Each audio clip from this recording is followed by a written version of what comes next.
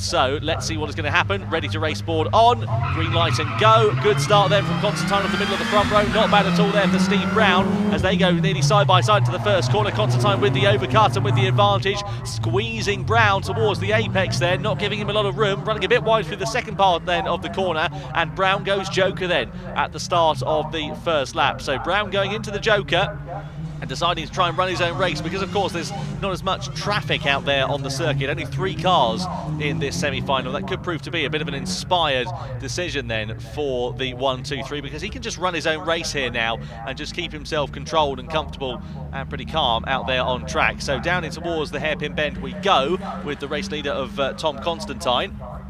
He leads the way very commandingly, as he did in the first running then of this semi-final. Followed by the number 44 of David Ellis then, who is in a good position then in this race as it stands so far. So Constantine then, who, let's be fair, was leading very commandingly indeed over the course of the race in the first running of this semi-final, is now doing an absolutely superlative job out there on track as it stands here so far. So in towards the second part of the race we continue now. 6 laps for our drivers here in this semi-final. Let's to remind you as well, Steve Brown now ahead then of the number 44 of David Ellis then. Andy Peacover not making the start of this race for one reason or another. Shame there for Peacover. Of course, the 2 drivers who didn't make the grid are the number 64 of Ryan Andrews and the number 22 of Dave Bellaby. I should say Dave's daughter, Drew Bellaby, not making the grid after that spectacular roll, and Ryan Andrews retiring after what looked to be an incident actually, because he had a wheel missing from his car when it was being recovered back into the pit lane there. So meanwhile, Tom Constantine has made his Joker then, so he's decided to go for that and emerges ahead of Steve Brown. Lap 2 out of 6 we are on here in this semi-final. Getting all sideways and lots of dust being kicked up here at Pembrey as well. Down the back straight these drivers go, heading in towards the Brooklands hairpin. The back wheel being kicked up once again by Tom Constantine.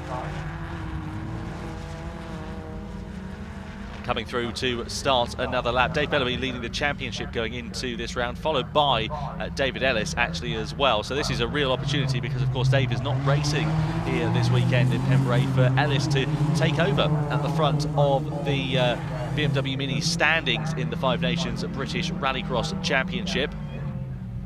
But Tom Constantine doing a fantastic job out there in front in this race as it stands here so far. Constantine coming in a bit more pressure then from Steve Brown as it stands. Now the gap sitting at 1.5 seconds between those 2 drivers. Down the back straight we go, in towards the hairpin bend of Brooklands once more. Dave Ellis just keeping a watching brief on proceedings there in 3rd position so far. Behind the wheel of the number 44, flicking it left, flicking it right, and then there'll be 3 more laps to go at the end of this one here in Pembrey then. And Constantine, well, he looks like he's just out for a bit of a Sunday drive, quite literally out in this one, because he's got no competition from behind. He doesn't have to worry too much about the likes of Brown and Ellis because he's just in a bit of a league of his own out there on track. And if you remember, of course, back to Linden Hill last time around, this Mini ended up on its roof in spectacular fashion. And as such, Constantine didn't really get the chance to show his true potential. But he is certainly doing that here in this semi-final. Down the back straight we go, in towards the hairpin bend once more. The lock of the rear wheel being kicked up in the air, such as the softer suspension setups that these BMW Minis have. Last time, of course, at Linden Hill, we saw them on the grid with the all 4 Minis as well. Here this time at Pembrey, we see them out on their own. Normally we'd have more cars than this, but of course, owing to the incidents that we saw in the first running of this semi-final, it does mean that we're depleted down now to a 3-car order. So through into the left and then the right of this technical first section on the penultimate lap comes Tom Constantine. And a fantastic display of driving it has been there as well for Constantine over the course of this race, doing a fantastic job in all 3 of the heats so far here today and proving his worth in the finals as well. Or in the semi-finals, I should say, before we get the BMW Mini final underway a little bit later on here today in Wales then. So through into the left and then the right. And then it's one more lap separating Tom Constantine from a very reassuring victory in this race. Steve Brown has driven very impressively indeed behind the wheel of that 1-2-3, but just hasn't quite had the pace to match Constantine over the course of this one.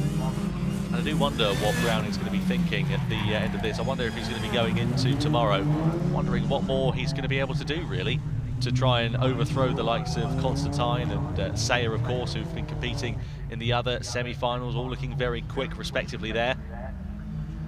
Let's see what's going to happen. So down the back straight for the final time and heading in towards Brooklands we go. And Tom Constantine, what a fantastic job it has been for the number 7.